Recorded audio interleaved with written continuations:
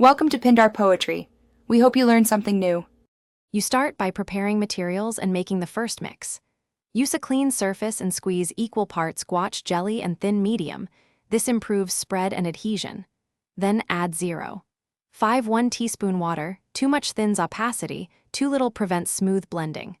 Once done, stir with a palette knife until it reaches a thick honey viscosity.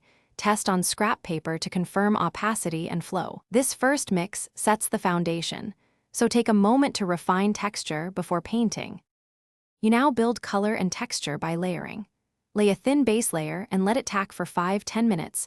This prevents muddying when you add the next layer.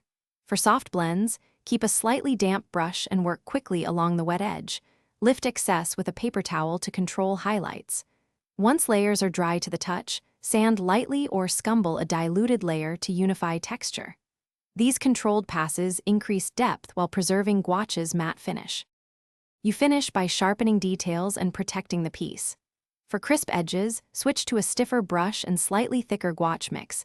Make deliberate strokes for clean lines. If you want extra durability, apply a light matte spray. Always test on scrap to check color shift. If areas crust or crack, gently mist with water, wait a minute, and rework while pliable. This rehydrates pigments without disturbing underlying layers. Follow these final steps to ensure a stable, professional-looking result. Thanks for watching. Consider subscribing if we helped you.